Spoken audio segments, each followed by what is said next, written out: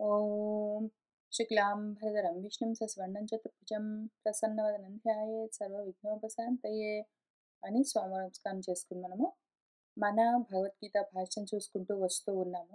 స్థితప్రజ్ఞుడు ఎట్లా ఉంటాడు ఏమి అని మనం బయట నుంచి గుర్తించే లక్షణాలను చెప్తూ ఉన్నారు. దాంతోపాటే లోపల వాడి మనసు ఏ విధంగా ప్రవర్తిస్తూ ఉంటుంది అని చూపిస్తూ ఉన్నారు మన భగవంతుడు. వాడు లోపల ఎట్లా ఉంటాడు? ఆత్మారాముడై ఉంటాడు. ఇంకింతే విషయము. స్థితప్రజ్ఞుడు వాడు విద్వాన్. ఎందుకు అంటే ప్రజ్ఞానం బ్రహ్మ అన్న విషయం తెలుసుకుంటూ ఉంటాడు. వాడు త్యక్త పుత్ర విత్త లోక ఈశనలన్నీ అయి ఉంటాడు. వాడు మొత్తం దేని మీద కోరిక అన్నది లేకుండా వదిలిపెట్టేసి సర్వసంగ పరిత్యాగం చేసి ఉంటాడు వాడు సన్యాసి. వాడెంతసేపు ఆత్మానాత్మ వివేకం చేత కలిగిన ప్రజ్ఞను వదిలిపెట్టకుండా అందులోనే స్థిరంగా ఉంటాడంటే ప్రజ్ఞానం బ్రహ్మ ఆత్మ అందులోనే వాడు స్థిరంగా ఉంటాడు. వాడు అందులోనే రమిస్తుంటాడు, క్రీడిస్తూ ఉంటాడు. అటువంటి వాడు స్థితప్రజ్ఞుడు అని చెప్పారు. అటువంటి ప్రజ్ఞ ఎవరిలోనైతే ప్రతిష్ఠిత అంటే నిలబడి ఉంటుందో స్థిరంగా, వాడెట్లా ఉంటాడు కించ ఇంకా చెప్తాను పట్టు అని అంటూ ఉన్నారు. దుఃఖేషు అనుద్విగ్నమనాః సుఖేషు విగతస్పృహః వీతరాగభయక్రోధః స్థితధీః మునిః ఉచ్యతే. దుఃఖేషు దుఃఖాలు కలిగితే వాడి మనసు ఉద్విగ్నత చెందదు, ఉద్వేగం పొందదు. సుఖాలు కలిగితే వాటి మీద ఇంకా ఇంకా కావాలి అన్న స్పృహలు, ఆశలు, ఆసక్తులు ఉండవు. రాగము దేనిపైనైనా సరే, మనుషులపైన, వస్తువులపైన, ప్రాంతాలపైన, విషయాలపైన, ఆస్తులు, అంతస్తులు, పదవులపైన వేటి మీద కూడా రాగము, అనురాగం అన్నది వీతము తొలగిపోయి ఉంటాడు వాడు. ఆ రాగం ఉంటేనే కదా వస్తాయో రావో, ఉన్నవి పోతాయో అన్న భయాలన్నీ కలిగేది. కాబట్టి ఆ భయం కూడా ఉండదు వాడికి వీతము. వస్తుందో రాదో, ఉన్నది పోతుందో, దానికి ఎవరైనా అడ్డుపడతారో అనుకున్నప్పుడే కదా వాళ్ళ మీద కోపం కలిగేది. రాగమే లేనప్పుడు భయము లేదు, క్రోధము లేదు, అన్నీ వీతమైపోతాయి వాడికి. అటువంటి స్థితిలో ఉన్నవాడు స్థితధీహి. ధీ అంటే బుద్ధి, ప్రజ్ఞ. స్థితప్రజ్ఞుడు వాడు. వాడు ముని, సన్యాసి అని ఉచ్యతే అని చెప్తున్నారు. దుఃఖేషు ఆధ్యాత్మికాదిషు ప్రాప్తేషు న ఉద్విగ్నం న ప్రక్షుభితం దుఃఖప్రాప్తౌ మనః యస్య సహాయం అనుద్విగ్నమనాః. దుఃఖాలు అంటే ఆధ్యాత్మికము, ఆది భౌతికము, ఆది దైవికము అని రకరకాలుగా ఉంటాయని చెప్తారు. 3 విధాలుగా ఉన్న తాపత్రయాలు. అవి ప్రాప్తేషు ఒకవేళ మనకు కలిగినా కూడా ఎవరి మనసైతే అందుకు ఉద్విగ్నత నా పొందదో, అంటే ప్రక్షుభితము బాగా క్షోభ చెందడము, కదిలి కదిలిపోవడం, తల్లడిల్లిపోవడం మొదలైనవన్నీ దుఃఖాలు ప్రాప్తిస్తే ఏ మనసుకు కలగవోనా అటువంటి వాడెవడుంటాడో వాడు అనుద్విగ్నమనాహ. ఎవరి మనసైతే ఆధ్యాత్మిక, ఆది భౌతిక, ఆది దైవిక మొదలైన కష్టాలు కలిగాయే అని వాటి గురించి ఆలోచన చేస్తూ, ఇంతకుముందు కలిగాయి అని ఆలోచన చేస్తూ, ఇంక ముందు కలుగుతాయి అని ఊహిస్తూ, అదే పనిగా ఉద్వేగం చెందుతూ ఉంటే అటువంటి వాడు ఉద్విగ్నమనుడు. కానీ ఎవరి మనసైతే కదలదో వాడు అనుద్విగ్నమనాహ. ఆధ్యాత్మికమైన తాపం ఎప్పుడు కలుగుతుంది? ఇదంతా నేనే చేసుకున్నానండి. నా వల్లే ఇంత జరిగింది. నేనే ఇంత పెద్ద తప్పు చేశాను. అందుకని నేను ఇన్ని కష్టాలు అనుభవిస్తున్నాను అని ఆ దుఃఖాలన్నీ అనుకోవడము ఆధ్యాత్మిక దుఃఖము. నా కర్మ అండి ఇదంతా, నా ప్రారబ్ధం అండి, నా విధి రాత, భగవంతుడికి నా మీద దయ లేదు. అంతా ఆ దైవం వల్లే జరుగుతూ ఉన్నది అని ఎవరైనా అనుకుంటే అది ఆది దైవికమైన దుఃఖము. వాడు ఎప్పుడూ ఇంతేనండి. నా మీద చాలా పగ పెంచుకున్నాడు. నన్ను చూస్తేనే వాడికి పడదు. కావాలనే నన్ను బాధ పెట్టడం కోసమే వీడిట్లా చేస్తూ ఉన్నాడు అని అనుకుంటే, అది ఆది భౌతికమైన దుఃఖము. ఈ 3 రకాలుగా మనం ఒకవేళ అనుకుంటూ ఉన్నాము అంటే, నేను చేసుకున్న అపరాధానికే నేను ఇన్ని కష్టాలు అనుభవిస్తున్నాను. అందుకే నాకంతా ఇట్లా జరుగుతూ ఉన్నది అనుకున్నా సరే, నా ప్రారబ్ధం ఇట్లా ఉన్నది అని అనుకున్నా సరే, వాడెవడో నాకింత కావాలనే పగబెట్టి కష్టాన్ని కలిగిస్తున్నాడు అనుకున్నా సరే, అవన్నీ తాపత్రయాలు. తాపాలు అంటే దుఃఖాలు. వీడు ఈ 3 అనుకోడు. నేనేదో మహా అపరాధం చేశాను గాబట్టి నాకిన్ని కష్టాలొచ్చాయి అనుకోడు వాడు. నా ప్రారబ్ధం ఇట్లా ఉన్నది కాబట్టి ఇట్లా జరుగుతున్నది అనడు. వాడెవడో నాకింత అన్యాయం చేశాడు, ఇంత ద్రోహం చేశాడు అనడు. ఏదైనా వాడికి దుఃఖం లాంటిది అనిపిస్తూ ఉంటే పట్టించుకోడు. కాబట్టి వాడికది దుఃఖమని కూడా అనిపించదు. దుఃఖమని ఎవరికనిపిస్తుంది? ఆ అనుద్విగ్నం అనాహ ఉంటే వాడికి దుఃఖముండదు. దుఃఖం కలిగినప్పుడు వాడు మనసు చలించకుండా ఉంటే అనుద్విగ్న మనాహ అని చెప్తున్నప్పుడు దుఃఖం వాడికి గాదు కలిగేది. బయట నుంచి చూస్తున్న వాళ్ళకి అయ్యో! వాడికెంత కష్టమొచ్చింది అని అనిపిస్తే గూడా, వాడది లోపల దుఃఖం అనుకోడు గాబట్టి కదలకుండా ఉంటాడు నిశ్చలంగా. రామచంద్రమూర్తి అడవికి వెళ్ళవలసి వచ్చింది అనుకున్నప్పుడు, అయ్యో! ఆయనకెంత కష్టం కలిగింది, ఎంత దుఃఖమొచ్చింది, ఆయనకెంత బాధల్లో ఉన్నారు అని బయట నుంచి ఎవరైనా అనుకోవాల్సిందే తప్ప, ఎందుకంటే అటువంటి పరిస్థితి కలిగితే నేను దుఃఖిస్తాను గదా అని అనుకునే మనుషులు, రాముడిని చూసి అయ్యో! ఆయనకెంత దుఃఖం కలిగిందని అనుకోవాల్సిందే తప్ప, ఆయన అనుద్విగ్న మనాహ గాబట్టి, ఆయనకి లోపల అది దుఃఖంగా కనిపించలేదు. అది యాక్చువల్‌గా చెప్తూ వెళ్లారాయన. విన్న వాళ్ళందరికీ ఆయనతో మాట్లాడిన వాళ్ళందరికీ అది దుఃఖం గాదు. నాకు దుఃఖమని అనిపించట్లేదు. నాకేమీ కష్టం లేదు అనే చెప్తూనే ఉన్నారు. ఎందుకంటే ఆయన దాన్ని దుఃఖం అనుకోలేదు.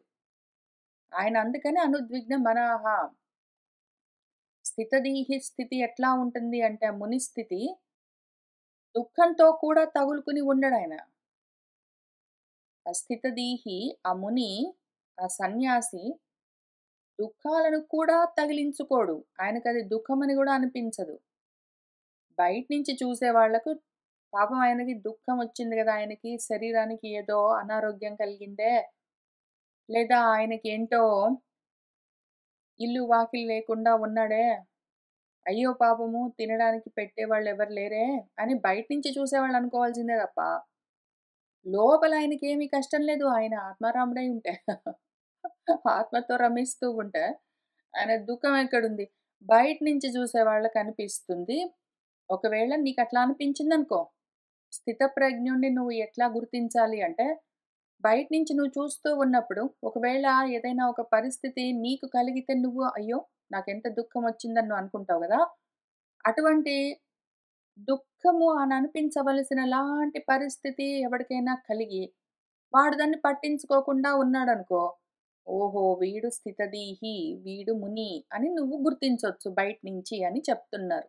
వాడికి దుఃఖమున్నదని గాదు. వాడికి నాకు దుఃఖమున్నది కానీ నేను పట్టించుకోను అన్నాడంటే మాత్రము దుఃఖమున్నదని ఐడెంటిఫై చేశాడు గాబట్టి, దుఃఖము, సుఖము అన్న ద్వంద్వాలతో ఉన్నవాడు ఆత్మతోటి ఎట్లా ఉంటాడు? పైగా దుఃఖం అనాత్మ స్వరూపం.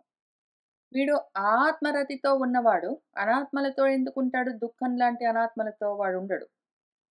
బయట నుంచి చూసేవాళ్ళకి ఒకవేళ అట్లా అనిపిస్తే గూడా వాళ్ళు లోపల కదలకుండా ఉంటే, ఓహో! వీడు స్థితది అని మనము గుర్తించవలసి ఉంటుంది. ఆ రకంగా ఐడెంటిఫై చేయొచ్చు అని లక్షణాలు చెప్తున్నారు. తథా అదే విధంగా సుఖేషు ప్రాప్తేషు విగతా స్పృహా తృష్ణా యస్య సహ అగ్నిః ఇవ ఇంధనాధ్యాదానే సుఖాని అను వివర్తతే సహ విగత స్పృహః. తథా అదే విధంగా ఏదైనా ఒక సుఖం కలిగించేలాంటి సిట్యుయేషన్ కలుగుతుంది. అప్పుడు నేను సుఖిస్తాను అని నువ్వు అనుకుంటావు గదా! ఆధ్యాత్మిక, ఆది భౌతిక, ఆది దైవిక సుఖాలేవో ఉంటాయని.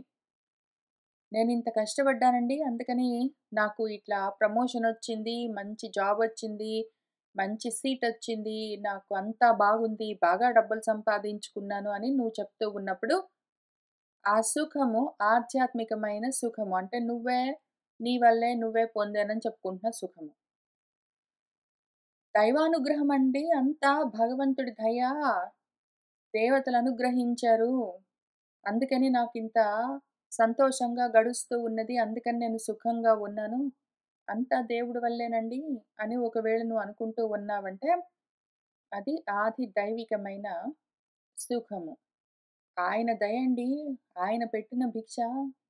ఆయన నాకింత ఉపకారం చేశాడు గాబట్టి నేనింత సుఖంగా ఉన్నాను అని అనుకుంటూ ఉన్నావు అంటే, అది ఆది భౌతికమైన సుఖము.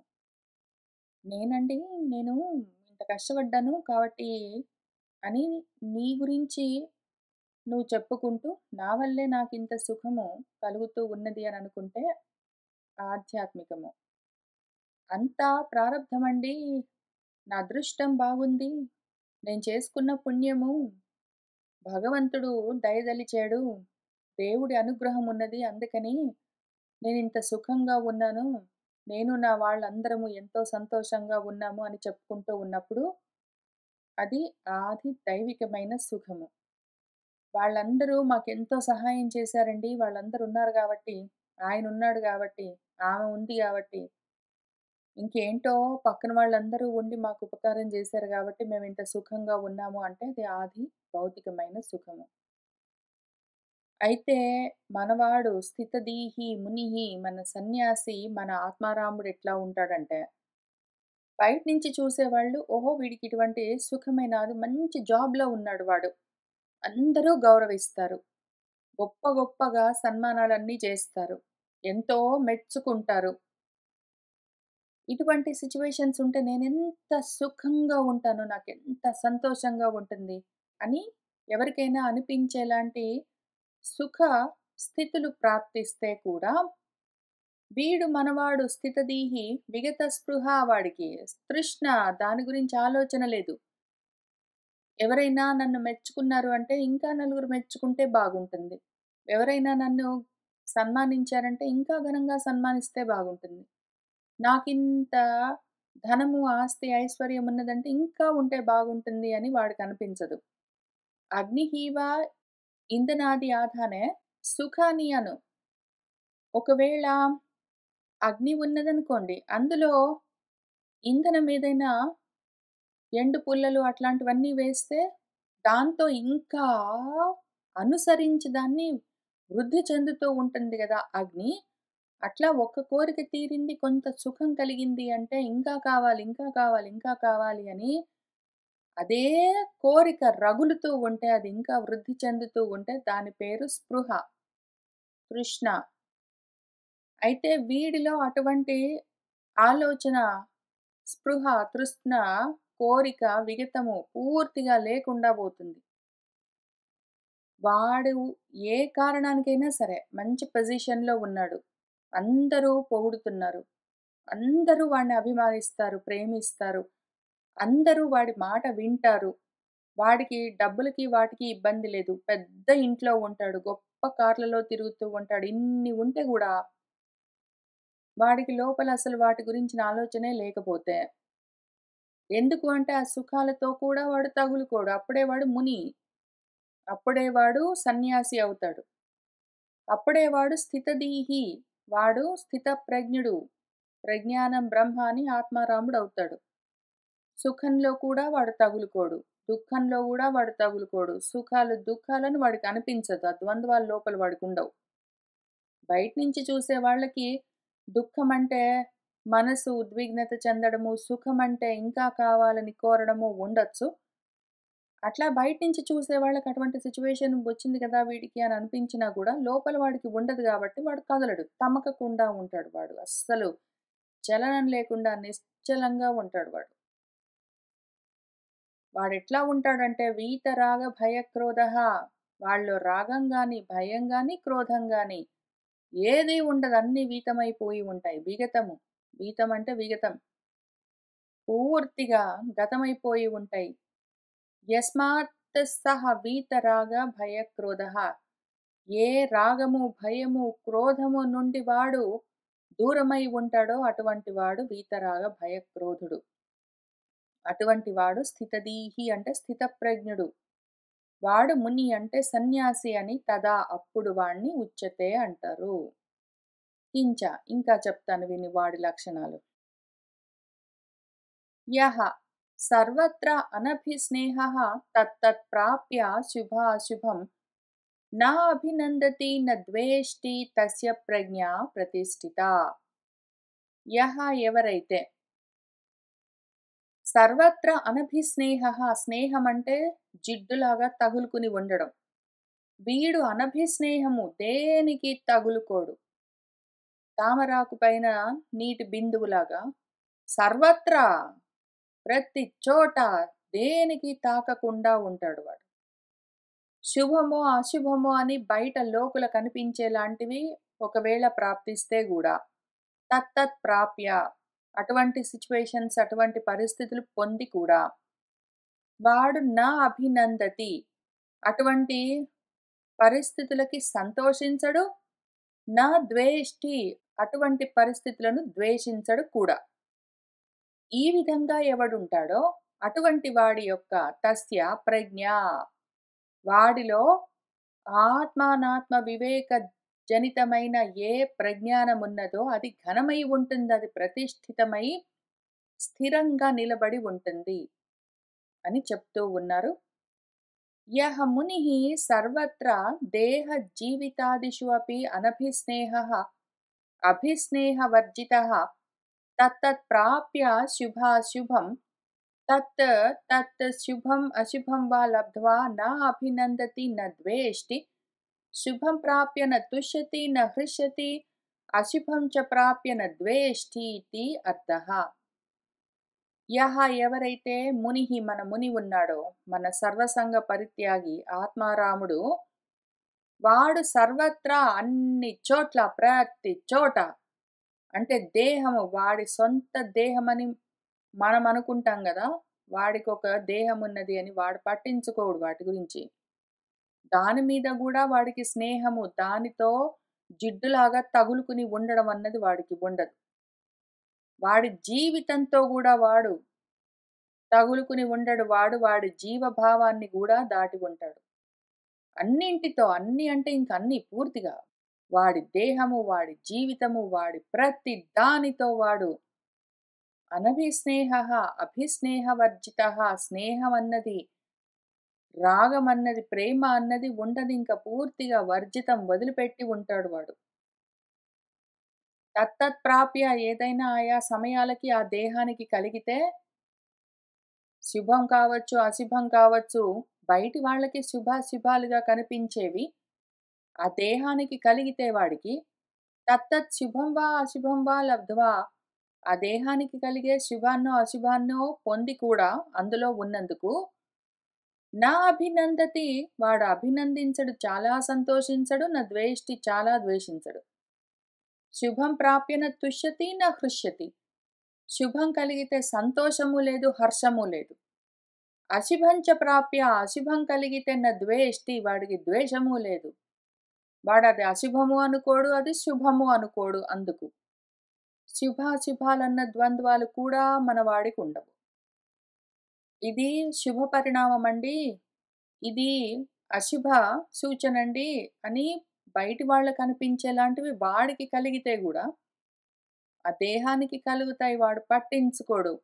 ఆ దేహాన్నే పట్టించుకొని వాడు దేహానికి కలిగే దుఃఖాలు, సుఖాలు, శుభాలు, అశుభాలు ఎక్కడ పట్టించుకుంటాడో వాడికసలు వాటి గురించిన ధ్యాసే ఉండదు.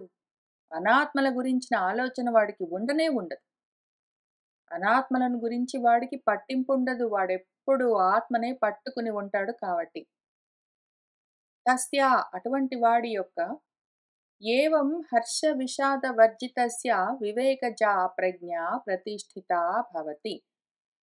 ఏవం ఈ విధంగా హర్షమో, విషాదమో కలిగేటువంటి పరిస్థితులు ఉన్నా కూడా వాడు వాటిని హర్షం పొందవలసిన పరిస్థితి నేను చాలా సంతోషిస్తున్నాను, హర్షిస్తున్నాను.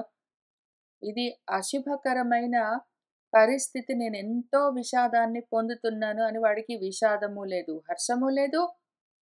వాడికి శుభము లేదు, అశుభము లేదు, దుఃఖము లేదు, సుఖము లేదు. ద్వంద్వాలన్నింటినీ దాటి ఉన్న మనవాడు ఎవడున్నాడో, అన్నింటినీ వర్జించి ఉన్నవాడు, వాడి యొక్క వివేకం చేత, ఆత్మానాత్మ వివేకం చేత శుభము, అశుభము, దుఃఖము, సుఖము, హర్షము, ద్వేషము మొదలైనవన్నీ గూడా అనాత్మ వస్తువులో నాకు లేవు, నేను ఆత్మను, నాలో ద్వంద్వాలు లేవు అని తెలుసుకున్న వాడెవడుంటాడో, అటువంటి వివేకం చేత జన్మించిన ప్రజ్ఞ ఏదున్నదో, అది వాడిలో ప్రతిష్ఠితమై స్థిరంగా భవతి ఉంటుంది. ఇంకా చెప్తాను విను. యదా సంహరతే చ అయం కూర్మః అంగాని ఇవ సర్వశః ఇంద్రియాణి ఇంద్రియార్థేభ్యః తస్య ప్రజ్ఞా ప్రతిష్ఠిత. అయ్యం వీడెట్లా ఉంటాడంటే, ఏదో ఒక కూర్మః, ఒక తాబేలు సర్వశః అన్ని వైపుల నుంచి అంగాని, దాని 4 కాళ్ళను, ఒక తలను, మొత్తం 5ంటిని ఏ విధంగా సంహరతే ఉపసంహరిస్తుందో, వెనక్కి విత్‌డ్రా చేసుకుంటుందో, ఆ విధంగా మనవాడు ఎప్పుడైతే తన 5 ఇంద్రియాలను ఇంద్రియార్థేభ్యః, ఇంద్రియార్థాలు విషయాల నుంచి వెనక్కి ఉపసంహరిస్తే, అప్పుడు తస్య వాడి యొక్క ప్రజ్ఞ, అంటే వివేకం చేత కలిగిన ప్రజ్ఞ, ఆత్మానాత్మ వివేకం చేత కలిగిన ప్రజ్ఞ ప్రతిష్ఠితమై ఉంటుందది. ప్రతితిష్ఠతి, అది స్థిరంగా నిలబడి ఉంటుంది. యదా ఎప్పుడైతే సంహరతే సమ్యక్ ఉపసంహరతే పూర్తిగా తొలగిపోతుందో, వెనక్కు తిరుగుతుందో, ఏది అయం ఎవరైనా అయం జ్ఞాననిష్టాయాం ప్రవృత్తః యతిః, జ్ఞాననిష్టలో పూర్తిగా ప్రవృత్తితో ఉన్న యతి, ప్రయత్నం మీద వాడు జ్ఞాననిష్టలోనే ఉన్నవాడెవడున్నాడో వాడు, ఎప్పుడైతే కూర్మః అంగాని ఇవ, యథా కూర్మః భయాత్ స్వాని అంగాని ఉపసంహరతి సర్వశః సర్వతః, ఏవం జ్ఞాననిష్టః ఇంద్రియాణి ఇంద్రియార్థేభ్యః సర్వవిషయేభ్యః ఉపసంహరతే. కూర్మః అంగానీవ యథా, ఏ విధంగానైతే కూర్మము, ఒక తాబేలు భయాత్ భయంతో స్వాని అంగాని ఉపసంహరతి, తన సొంత అవయవాలను, కాళ్లను, తలను వెనక్కు లాక్కుంటుందో, అట్లానే వీడు కూడా సర్వశః సర్వతః అన్ని వైపుల నుంచి, ఏవం ఈ విధంగా జ్ఞాననిష్టలో ఉన్నవాడు ఇంద్రియాలను, తన ఇంద్రియాలను ఇంద్రియార్థేభ్యః, కన్నన్న ఇంద్రియానికి దృశ్యాలన్నవి ఇంద్రియార్థాలు, విషయాలు, సర్వ విషయాలు. చెవులు అన్న ఇంద్రియాలకు శబ్దాలన్న విషయాలు. నాలుక అన్న ఇంద్రియానికి రుచులన్న విషయాలు. ముక్కు అన్న ఇంద్రియానికి వాసనలన్న విషయాలు. చర్మం అన్న ఇంద్రియానికి స్పర్శలన్న విషయాలు. ఈ విధంగా సర్వ విషయాల నుంచి ఎప్పుడైతే వాడి ఇంద్రియాలన్నీ, 5 ఇంద్రియాలు ఉపసంహరతే వెనక్కి లాక్కుంటాడో వాడు, తస్య అటువంటి వాడి యొక్క ప్రజ్ఞ ప్రతిష్ఠిత ఇది ఉక్తార్థం వాక్యం. ఇంతకుముందు చెప్పినట్టే, వివేకం చేత, ఆత్మానాత్మ వివేకం చేత వాడు విడదీసి చూసుకుని అనాత్మల్ని వదిలిపెట్టి ఆత్మను పట్టుకుంటే, అప్పుడు వాడిలో ఆ ప్రజ్ఞానం స్థిరంగా నిలబడి ఉంటుంది అని చెప్తూ ఉన్నారు.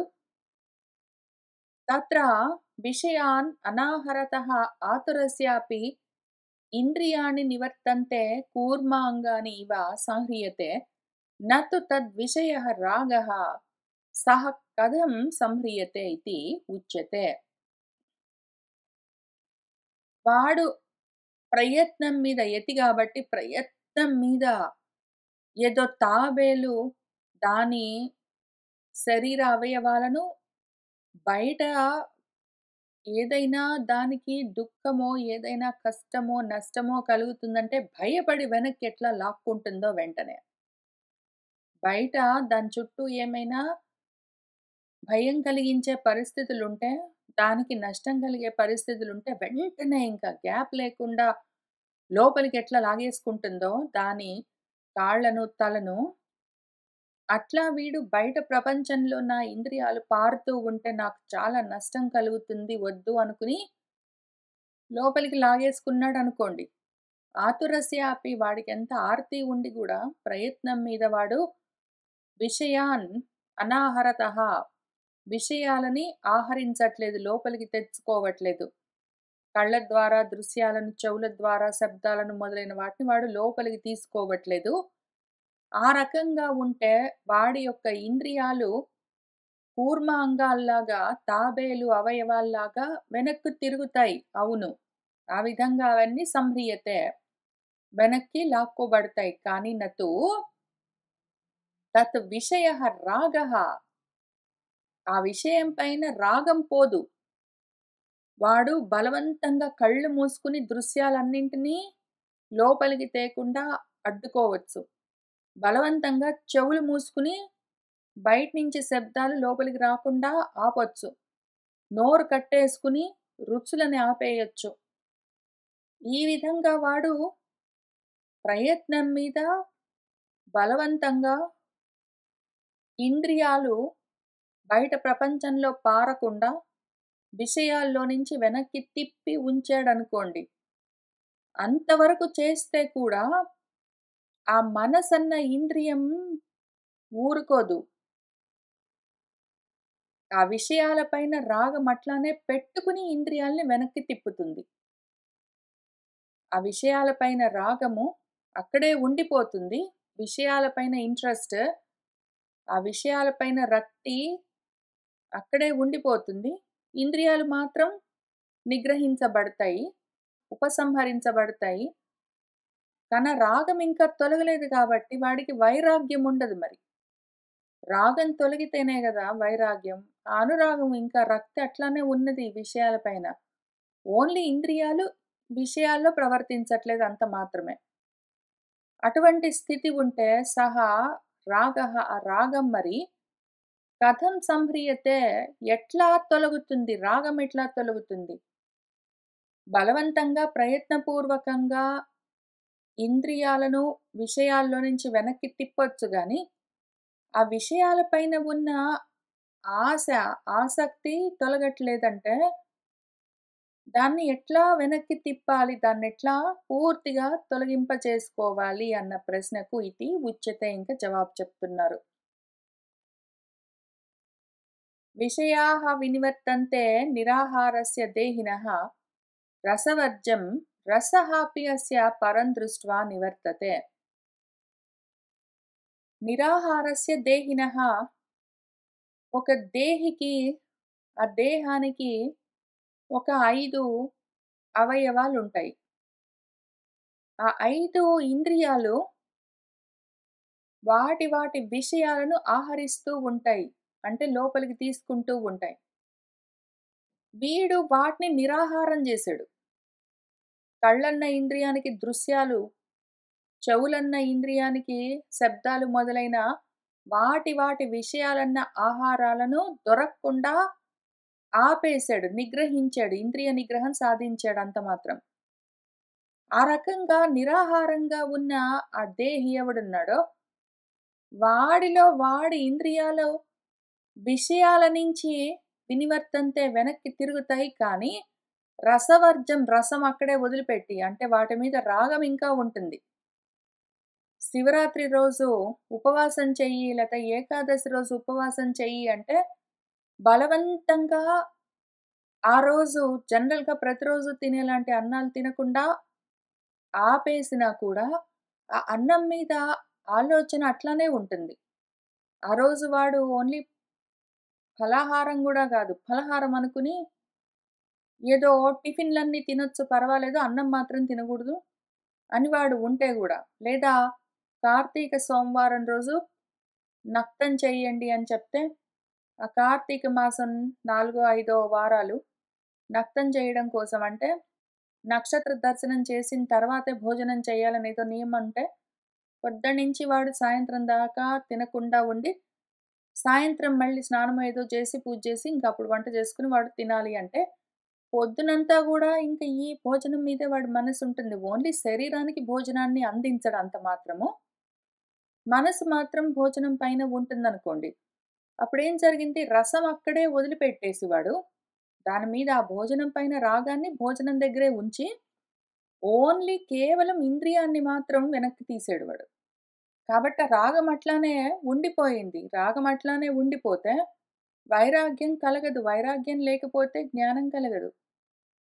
కాబట్టి ఇటువంటి సిట్యుయేషన్ కలిగితే ఏం చెయ్యాలి అంటే, అటువంటి రసం గూడా, రాగం గూడా పూర్తిగా తొలగాలి అంటే, పరం దృష్ట్వా పరాన్ని దర్శనం చేస్తే మాత్రమే. అస్య రసః అపి వాడిలో ఉన్న ఇటువంటి లౌకికమైన అసత్ రాగాలన్నీ పూర్తిగా తొలగిపోవాలి అంటే, అదెప్పుడు జరుగుతుంది? పరం దృష్ట్వా నివర్తతే. పరాన్ని దర్శనం చేస్తే ఆత్మ సాక్షాత్కారం అంటారు. ఆత్మ దర్శనం అంటారు. ఏదైనా సరే బ్రహ్మ దర్శనము. ఆ పరబ్రహ్మను ఒకవేళ నువ్వు చూసావంటే, ఇంకా అనాత్మల గురించిన రాగము లేదు. అవసలు కనిపించను గూడా కనిపించవు. వాటితో ఇంకా ఆశాంతము సక్తమై ఆసక్తితో ఉండడము, అనురాగంతో ఉండడము, రాగంతో ఉండడము ఇవన్నీ ఉండవు. వీత రాగమైపోతాడు వాడు. ఎట్లాంటి వీత రాగం అంటే, ఇంకసలు వాసన మాత్రంగా కూడా ఉండవు అని చెప్తున్నారు. దాని భాష్యం చూద్దాం. యద్యపి విషయోపలక్షితాని విషయశబ్దవాచ్యాని ఇంద్రియాణి అథవా విషయాః ఏవ నిరాహారస్య అనాహ్రియమాణవిషయస్య కష్టే తపసి స్థితస్య మూర్ఖస్య అపి వినివర్తంతే దేహినః దేహవతః రసవర్జం రసః రాగః విషయేషు యః తం వర్జయిత్వా. యద్యపి ఒకవేళ విషయోపలక్షితాని విషయాలు అని చెప్పబడే శబ్దము మొదలైనవి ఏవుంటాయో, కంటికి విషయాలు, దృశ్యాలు అని ఎట్లా చెప్తామో, అటువంటి చెవికి శబ్దాలు, విషయాలు అని చెప్తాం గదా! అట్లా శబ్దము, దృశ్యము, ఏదో రుచి, స్పర్శ, చక్కటి పరిమళము మొదలైనవన్నీ విషయాలని చెప్తాము. ఇటువంటివన్నీ ఇంద్రియాలు సంగ్రహిస్తూ ఉంటాయి. పట్టుకొనొచ్చి లోపల వేస్తూ ఉంటాయి. అయితే ఆ ఇంద్రియాలనే మనం విషయాలనొచ్చు. లేదా ఆ ఇంద్రియాలు వెళ్లి పట్టుకొనొచ్చే శబ్దాది పదార్థాలను గూడా విషయాలనొచ్చు. ఏదో ఒకటి అథవా. అవన్నీ విషయాలు. ఇప్పుడు ఈ నిరాహారుడున్నాడు. అటువంటి విషయాలని లోపలికి రాకుండా ఇంద్రియాలను నిగ్రహించినవాడు. ఇంద్రియాలకు వాటి వాటి ఆహారాలు దొరక్కుండా ఆ సప్లై చైన్ కట్ చేసినవాడు ఎవడున్నాడో. అనాహ్రియమాణ విషయస్య విషయాలను లోపలికి ఆహరించకుండా ఉన్నవాడెవడున్నాడో. అది తెలివితేటలతో, జ్ఞానంతో గాదు. అతి కష్టం మీద తపస్సులో కూర్చుని తపించి, తపించి అందులోనే ఉండి ఎవడైనా బలవంతంగా, ప్రయత్నపూర్వకంగా, జ్ఞానంతో సంబంధం లేకుండా దేహంతో మాత్రమే ఇంద్రియాల్ని నిగ్రహించి ఉన్నవాడెవడున్నాడో, ఆ రకంగా మూర్ఖుడైనా చెయ్యొచ్చు. దానిదేముంది? జ్ఞానంతో పక్కన బెట్టి, మూర్ఖుడైనా సరే యోగనిష్ట అని కూర్చుని కష్టంతో తపిస్తున్నాను అంటూ ఇంద్రియాలన్నింటినీ కంట్రోల్ చేసి ఇంద్రియ జయాన్ని సాధించొచ్చు. మూర్ఖుడు కూడా చెయ్యొచ్చు. ఆ రకంగా గూడా అవి వినివర్తంతే వెనక్కి తిరుగుతాయి ఇంద్రియాలు. బలవంతంగానైనా సరే ఇంద్రియాలను వెనక్కి తిప్పొచ్చు. బలవంతంగా ఒక గదిలో గూర్చుని, ఒక చోట గూర్చుని, సెల్ ఫోన్స్ అవన్నీ కట్టేసి, ఇంటర్నెట్ అవన్నీ లేకుండా, బయట నుంచి శబ్దాలు రాకుండా చూసుకుని, ఎవ్వరూ పలకరించకుండా చూసుకుని, అవసరమైతే కళ్ళకు గూడా గంతలు గట్టుకుని, చెవుల్లో ఏమైనా పెట్టుకుని, తినడం మానేసి, చేతులు, కాళ్ళు గట్టుకుని, ఒక చోట కూర్చుంటే కూడా ఇంద్రియాలు మరి బలవంతంగానైనా వెనక్కి తిరిగేయి కదా! విషయాల్లో లేకుండా. ఆ రకంగా కూడా చేయొచ్చు. దేహవతః ఆ దేహాన్ని ధరించి ఉన్నవాడు ఎవడున్నాడో, వాడి యొక్క ఇంద్రియాలు వెనక్కి తిరిగినా కూడా విషయాల్లో నుంచి రసవర్జం అంటే రసం అంటే రాగము. విషయాల్లో ఆసక్తి ఉండడము. ఆ విధంగా ఎవడైతే తమ్ ఆ విషయాల్లో రాగాన్ని, రక్తాన్ని, ఇష్టాన్ని, కోరికను, ఆసక్తిని అట్లనే వదిలిపెట్టి వెనక్కి తిరగొచ్చు కూడా. అయితే రసశబ్దః మనం రసం అంటే రాగం అని ఎందుకు చెప్తున్నామంటే, రాగే ప్రసిద్ధః రసం అంటే రాగం. స్వరసేన ప్రవృత్తః రసికః రసజ్ఞః ఇత్యాది దర్శనాత్ మనకు వ్యుత్పత్తుల పరంగా, నిరుక్తి పరంగా అర్థాలు గూడా ఉన్నాయి. రసంతో కూడి ఉన్నది. అందులో ప్రవర్తిస్తూ ఉంటే వాడు రసికుడు, వాడు రసజ్ఞుడు, వాడు రాగంతో ఉన్నవాడు అని చెప్తూ ఉన్నారు కాబట్టి. ఇప్పుడు సహ రసః అపి ఈ రసం కూడా పోవాలి మరి. నేను ప్రయత్నపూర్వకంగా, బలవంతంగా అన్నింటినీ నిగ్రహించి, కట్టేసి, కదలకుండా కూర్చోబెడితే గూడా, మనసులో మాత్రం వాటి గురించిన ఆలోచనలు అట్లానే ఉన్నాయి. అవి తొలగట్లేదు. ఆ ఆశలన్నీ అట్లానే ఉన్నాయి. కోపతాపాలన్నీ అట్లానే ఉన్నాయి. ఏం చెయ్యాలి అంటే, వాటి మీద రసం తొలగాలంటే, రంజనరూపः సూక్ష్మహాస్య యతేః పరమార్థతత్వం బ్రహ్మ దృష్ట్వా ఉపలభ్య అహమ్యేవ తత్ ఇతి వర్తమానస్య నివర్తతే నిర్బీజం విషయ విజ్ఞానం సంపద్యతే ఇత్యర్థః. సహ రసః అపి ఆ రసం గూడా. రసం ఏంటిక్కడ? రంజన రూపంగా నిన్ను రంజింపచేస్తూ ఉన్నది సూక్ష్మ రసమది. స్థూలంగా నువ్వు దృశ్యాలు చూడట్లేదు. స్థూలంగా శబ్దాలు యాక్చువల్‌గా వినట్లేదు. స్థూలంగా నోట్లో ఏదో పెట్టుకొని తిని ఆ రుచిని అనుభవించట్లేదు. అవన్నీ చేయట్లేదు. కానీ సూక్ష్మంగా మాత్రం అవన్నీ నిన్ను రంజింపజేస్తూ ఉన్నాయి. మనసులో అవన్నీ నీకు ఆసక్తిని కలిగిస్తూ ఉన్నాయి అంటే, ఆ రకంగా ఎవడున్నాడో ఆ యతి పాపం ప్రయత్నం చేసుకుంటున్నాడు వాడు. అయినా గూడా వాటి మీద రాగం తొలగట్లేదంటే, అదెప్పుడు పోతుంది? పరం అంటే పరమార్థ తత్వమైన బ్రహ్మమేదున్నదో, దాన్ని దృష్ట్వా దాన్ని ఉపలభ్య పొందితేనే. ఎట్లా? పరమార్థ తత్వం బ్రహ్మను పొందడం అంటే, అహం ఏవ తత్ అహం బ్రహ్మ అస్మి అని వాడికి ఒకవేళ తెలిస్తే మాత్రమే అది విషయము. అంతవరకు వైరాగ్యం కుదరలేదు అని అర్థం. జ్ఞానంలాగానే, మోక్షంలాగానే వైరాగ్యం గూడా మన శాస్త్రాలు అంచెలంచెలుగా చెప్తాయి. మోక్షం కూడా అంచెలంచెలుగా ఉంటుంది. ఒక్కొక్కటి వదిలించుకుంటూ పోతే, అందులో నుంచి విడిపడిపోతూ ఉంటే దాని పేరు మోక్షం. చివరికి బంధము లేదు, మోక్షము లేదన్న స్థితి ఏదున్నదో అక్కడి దాకా వెళ్ళాలి. అసలు పూర్తిగా దేహ భావన నుంచి వదిలిపెట్టిపోవడం మొదలైనవన్నీ ఎన్నో ఉంటాయి. చాలా స్టెప్స్ ఉంటాయి మోక్షానికి. అట్లానే జ్ఞానం. ఐహికమైన జ్ఞానం దగ్గర నుంచి పారమార్థికమైన జ్ఞానం వరకు అన్నీ రకరకాల లెవెల్స్‌లో జ్ఞానాలుంటాయి. అయితే ఆత్మ జ్ఞానం ఇంకా అల్టిమేట్ జ్ఞానం అని చెప్తారు గదా! ఆ ఆత్మ జ్ఞానంతో ఏ జ్ఞానము ప్రజ్ఞానం బ్రహ్మ అనేది చెప్తున్నారో, సత్యం, జ్ఞానం, అనంతం బ్రహ్మ అనేది చెప్తున్నారో, ఆ జ్ఞానముగా నిలబడిపోతే అనంతం అంటే జ్ఞానం అనంతం ఎప్పుడవుతుంది? జ్ఞాత లేడు, జ్ఞేయం లేదు. జ్ఞాత, జ్ఞేయమన్న కొసలు లేకుండా అంతులతో, అంచులతో పరిచ్ఛిన్నమైపోకుండా అనంతంగా ఉన్న జ్ఞానమేదున్నదో అది జ్ఞానము. ఈ ఆత్మ జ్ఞానంతో ఆ జ్ఞానాన్ని సాధించి, ఈ ఆత్మ జ్ఞానం కూడా అందులో కలిపేయాలి. ఇంకిది కూడా మళ్ళీ వేరుగా ఉండరాదు. అటువంటి జ్ఞానం. కాబట్టి జ్ఞానం గూడా అంచెలంచెలుగా చెప్తారు. అదే విధంగా వైరాగ్యం గూడా అంచెలంచెలుగా ఉంటుంది. ముందు కొంచెం కొంచెము భార్యో, భర్తో, పిల్లలో, ఇల్లో, డబ్బులో, ఏదో వస్తువులో, ఉద్యోగమో, ఇటువంటి వాటిపైన, ఏదో రుచులో, ఏవో దృశ్యాలు సినిమాలో, ఏవో చక్కటి మ్యూజిక్సో వాటన్నిటిపైన ఇట్లా ఒక్కొక్క దాంట్లో నుంచి మనసుని వెనక్కి తిప్పుకుంటూ వెళ్ళడం కూడా వైరాగ్యం అనే చెప్తారు. అయితే అవన్నీ చిన్న చిన్న లెవెల్స్. వీటన్నింటికి కూడా లెవెల్స్ ఉంటాయి. అంచెలంచెలుగా వాటిని దాటుకుంటూ పోతే చివరికి అల్టిమేట్ వైరాగ్యం ఎప్పుడు కలుగుతుంది? అసలు రసాన్ని చూస్తే ఈ ప్రాపంచికమైన రసాలన్నీ అందులోనే కలిసొచ్చేస్తాయి. ఇంక మళ్ళీ ఇవి వేరుగా ఉండవు. అటువంటి స్థితికొచ్చినప్పుడే వాడు నిజంగా వైరాగ్యాన్ని సాధించిన వాడవుతాడు. వైరాగ్యం అయి ఉంటాడు వాడు. అప్పుడది జ్ఞానం, అది మోక్షం, అది వైరాగ్యం.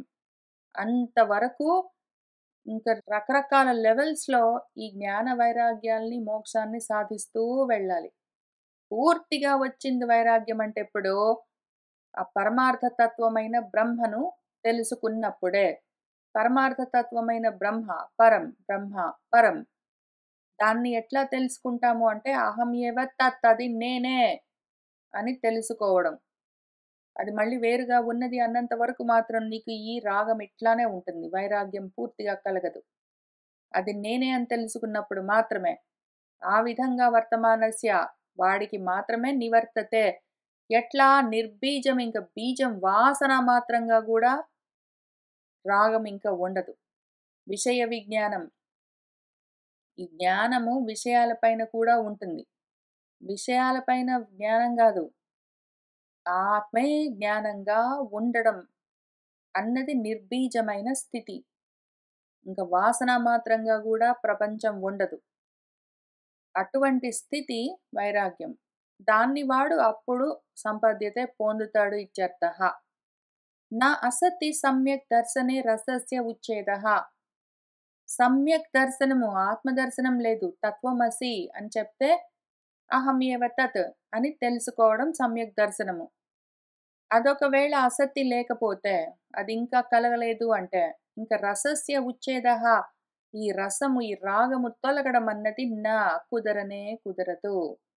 ఆ రాగం ఎంతో కొంత అట్లానే ఉంటూనే ఉంటుంది. ఆ రాగం ఉన్నది అంటే మాత్రం వెంటనే జన్మలొస్తూ ఉంటాయి. ఆ రాగం ఎందుకు పూర్తిగా వదలదు అంటే, ఇంకా ఎంతో కొంత అజ్ఞానం మిగిలి ఉంటే, అవిద్య మిగిలి ఉంటే, విషయ జ్ఞానాలింకా ఉంటే, రాగముంటుంది, దాంతో ద్వేషముంటుంది, దాంతో ఏవో కర్మలుంటాయి, దాంతో ఏవో జన్మలుంటాయి ఇంకా. ఇది తొలగనే తొలగదు. తస్మాత్ కాబట్టి సమ్యక్ దర్శనాత్మికాయాః ప్రజ్ఞాయాః స్థైర్యం కర్తవ్యం ఇతి అభిప్రాయః. అందుకని సమ్యక్ దర్శన రూపమైన ప్రజ్ఞ ఏదున్నదో అందులో స్థైర్యం అంటే స్థిరత్వం, స్థిరంగా ఉండడం అన్నది కర్తవ్యం చెయ్యవలసి ఉన్నది ఇది అభిప్రాయః. సమ్యక్ దర్శన లక్షణ ప్రజ్ఞా స్థైర్యం చికీర్షత ఆదౌ ఇంద్రియాణి స్వవశే స్థాపయితవ్యాని యస్మాత్ తత్ అనవస్థాపనే దోషం ఆహా.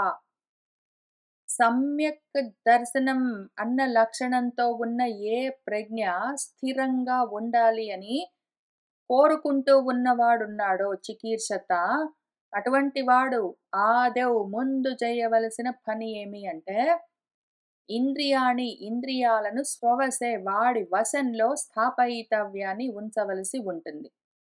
ఇంద్రియాలన్నీ వాడి వశంలో ఉండాలి. బలవంతంగా వాటిని నిగ్రహించడం గాదు. వాడు జెప్పినట్టు అవి వింటూ ఉండాలి. యస్మాత్ ఎందుకంటే తత్ అనవస్థాపనే ఒకవేళ అవి వాటి గతులు దప్పేయంటే ఇంద్రియాలు, దానివల్ల కలిగే దోషము ఆహా చెప్తూ ఉన్నారింకిక్కడి నుంచి. అనవస్థ దోషం గలుగుతుంది.